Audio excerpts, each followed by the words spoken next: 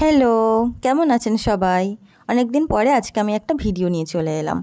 তো এই যে সমুদ্র সৈকত দেখা যাচ্ছে, এটা হলো দক্ষিণ চব্বিশ পরগনা জেলার পাথর প্রতিমা ব্লকের জি প্লট গ্রাম পঞ্চায়েতের অন্তর্গত গোবর্ধনপুর সমুদ্র সৈকত।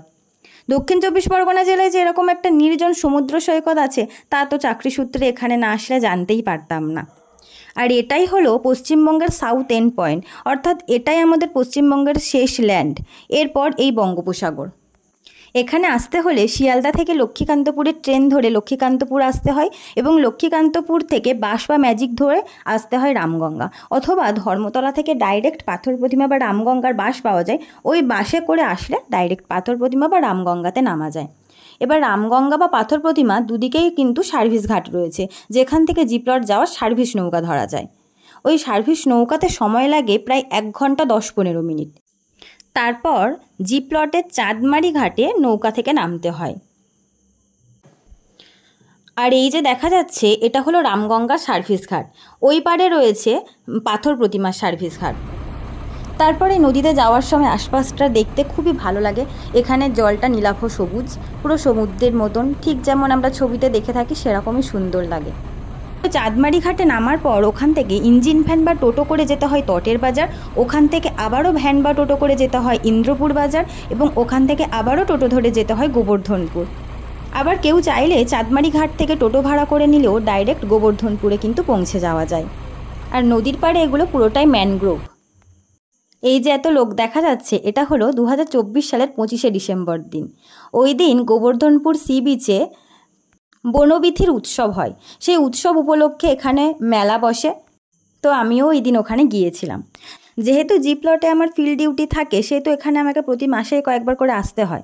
তবে 25শে ডিসেম্বর আমি কিন্তু এখানে ডিউটি দিতে যাইনি, গিয়েছিলাম এই বনবিথির উৎসবে বা মেলা দেখতে। এখানে আমি আগেও গিয়েছি, যখন দেখেছি এই সমুদ্র সৈকতটা পুরো ফাঁকা ছিল, কোনো লোক এখানে ছিল না। তো যে সমুদ্র সৈকত এখানে সারা বছর লোকশূন্য হয়ে নির্জনতায় ভোগে, সেই সৈকত এই একটা দিন যেন মানুষের কোলাহলে প্রাণ ফিরে পায়। শুনেছি প্রতি বছরই 25শে ডিসেম্বর সকাল থেকে বিকাল অবধি এখানে এই মানুষের ভিড় দেখা যায়, কারণ এখানে এই বনবিথির উৎসব উপলক্ষে মেলা হয় সারাদিন, সকাল থেকে বিকাল পর্যন্ত বিভিন্ন সাংস্কৃতিক অনুষ্ঠান হয়। তো জি প্লট হলো চারিদিকে জলবেষ্টিত একটি জায়গা, অর্থাৎ একটা দ্বীপ। এখানের মানুষরা খুবই ভালো, সাধারণ, সরল, এবং এখানকার মানুষদের বেশিরভাগ জনেরই মৎস্য সংগ্রহ বা মধু সংগ্রহ অথবা চাষবাসের মাধ্যমেই জীবিকা চলে। আর ওই যে ওই দিকটায় দেখা যাচ্ছে, ওটা পুরোটা ঝাউবন। আমি এখন একেবারে সি বিচে নিচের দিকে নেমে গিয়ে ভিডিওটা করছি। ওই পারে রয়েছে পুরো ঝাউবন। শুনেছি শীতকালে মানুষ এই ঝাউবনের এখানে পিকনিক করতে আসে। আর এই গোবর্ধনপুরে থাকার জন্য হোটেলও পাওয়া যায়। তো বাইরে থেকে আসলে কিন্তু থাকার জায়গার অভাব হবে না। এখানে মানুষ আসে কখনো কখনো ঘুরতে এবং ওই হোটেলগুলোতেই থাকে। এছাড়াও শীতকালে কোনো একটা সময় শুনেছি ওখানে টেন্টেরও ব্যবস্থা থাকে। তো এই যে দেখো, সমুদ্রটা দেখতে কত ভালো লাগছে না? মনে হচ্ছে যেন দীঘা বা পুরীতে এসেছি। হোক না ঢেউগুলো ছোট, তাও তো সমুদ্র।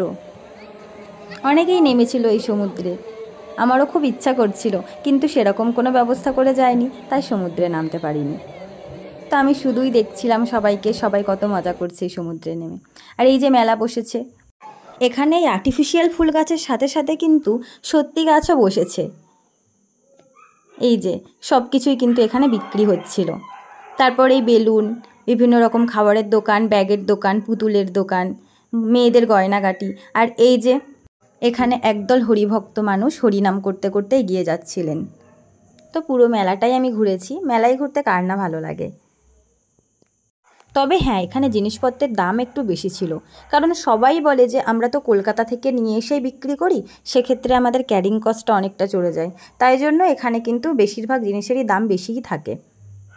আর যেহেতু এই মেলা বিকালে শেষ হয়ে যায়, সেক্ষেত্রে আমরা খাওয়া দাওয়া করেই দুপুরের দিকে একটু মেলা দেখতে বেরিয়ে গিয়েছিলাম।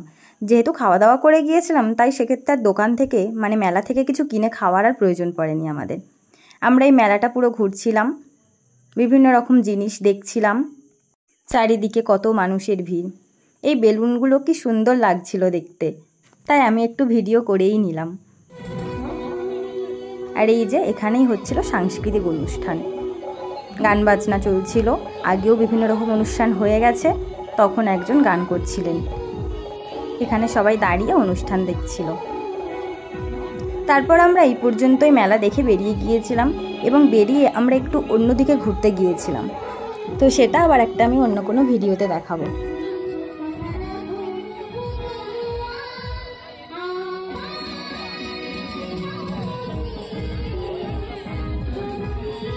এই ছিল আমার ওই দিনের মেলা দেখার অভিজ্ঞতা। খুব আনন্দ করে সারাটা দুপুর কাটলো ওই দিন। সমুদ্র আমার এমনিতেই ভালো লাগে, তার সাথে মেলাটা তো এক্সট্রা পাওয়া। তো ভিডিওটা এখানেই শেষ করছি। সবাই খুব ভালো থাকবে। টাটা।